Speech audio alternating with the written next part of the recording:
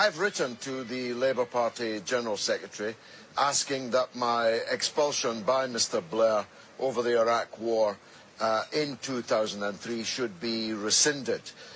It should be rescinded because it was contrary to rule at the time. It was, I think, unjust, and Mr Benn, Mr Foote, Mr Corbyn were all protesting outside, Mr Benn and Mr Foote inside the expulsion hearing. And it now looks ridiculous, Neil. Everybody now knows that I was right about Iraq, and it was Mr Blair and his friends that were wrong. So something that was unjust, contrary to rule, and now looks ridiculous, probably should be corrected. Well, I know that you challenged it at the time, and I'm sure that you would challenge it again now, but the charge, the rationale as put forward by the Labour Party at the time for your expulsion was that you incited Arabs to fight British troops. It's not true, of course, and we said so at the time. We have a QC's opinion. He's now a QC, he was a barrister then. To the contrary, the whole thing was a kangaroo court. The decision was predetermined by Tony Blair. I don't think even Mr Blair would deny that. And I think that it's time, high time, that it was lifted, because we have been vindicated. Those of us who said that the Iraq War would turn into an unmitigated disaster. In fact, we underestimated just how catastrophically wrong it would go. And since then, of course, I've twice beaten the Labour Party in parliamentary elections, two of the most significant election results, I think, of recent times. And I'm the man that beat Roy Jenkins, the head of the last breakaway. You're talking about breakaways.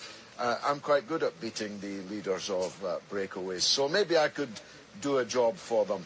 But if not, I've still got my various platforms, and I'm still very busy. But just in terms of your decision to try and get back into the party, presumably this is, a decision you could have made at any point over the last 16 years. So what is it about this point in the political narrative where you're seeing people like Luciana Berger leaving the party? What is it about this moment that makes you want to come back? Well, I think with the Blairites walking out the door, hurling their slander at Corbyn and the Labour leadership, and it's really a black op that's going on here. I've been listening to your show and others all morning. This is pure Goebbelian propaganda. Repeat a lie often enough, and some people might believe it. I was in Liverpool. Goebbelian propaganda. We just mentioned Luciana Berger. I mean, do you think it's entirely appropriate to talk about Goebbelian propaganda where we've got a Jewish Labour MP leaving because of anti-Semitism? Yeah. Well, I don't believe she's leaving because of anti-Semitism. I believe you want people to believe that, and the Goebbels is you, and the Times, and the other organs that are pumping out this foul slander against the Labour Party, knowing that it's untrue. The Wavertree Labour Party has a Jewish chair. Luciana Berger was 3 times elected as a Labour MP in Liverpool Wavertree. That doesn't sound like anti-Semitism to me. Anti-Semitism is less now than it was when Miliband was the leader, a Jewish leader. There was more anti-Semitism, according to the statistics of Jewish organisations themselves. So it's all a lie. Corbyn is not anti-Semitic, not a fibre, not an atom, not a molecule of his mind or body could be so described. That is the Goebbelian lie. Is there a place in your mind then, Mr Galloway, for pro-Israeli Labour MPs anymore? Well, I think they're entitled to their point of view, but the Labour Party is entitled to decide that someone so infatuated with Mr Netanyahu's Israel, like Joan Ryan, who you have not once said today was caught on camera by Al Jazeera. You've got the footage. Show it.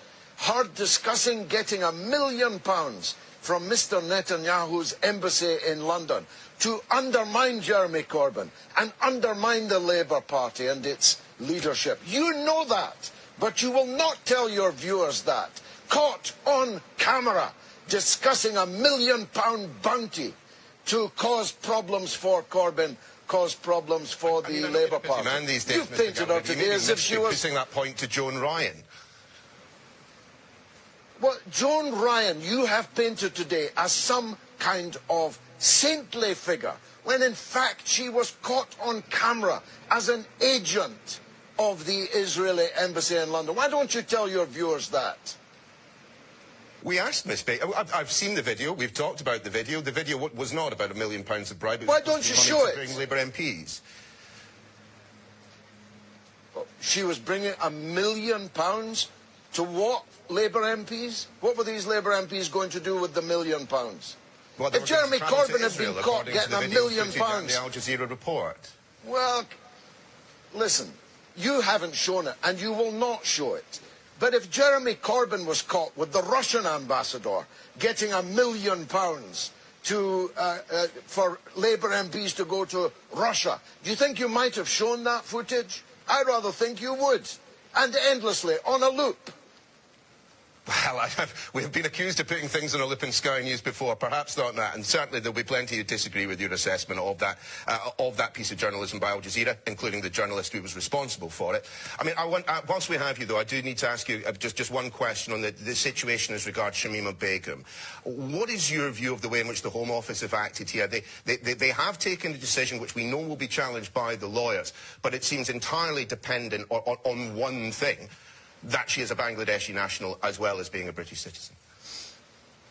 It sounds rather sordid to me, and I cannot imagine that any British judge will uphold it, because the government would appear to have decided that someone is de facto a Bangladeshi national, though they may not have known it and certainly don't consent to it. And I don't think that any British citizen can have their citizenship revoked on that very flimsy basis. She and the other returning ISIS people should be on trial. They should be behind bars. They have de facto committed offences by aiding and abetting the most satanic group ever to emerge on the face of the earth in the last 60 or 70 years.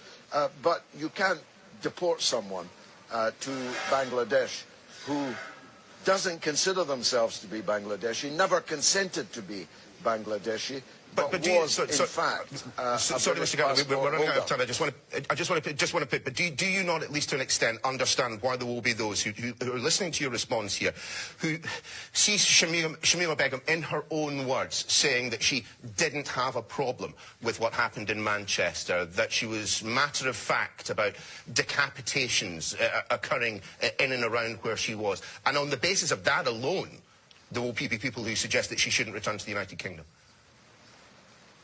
Well, maybe you missed what I said. I said she should be behind bars. She should be on trial. She definitely committed an offence by aiding and abetting these Satanists. That's my view. But taking her British passport away is unlawful, and I think the courts will decide that. George Galloway, many thanks for joining us. Appreciate it.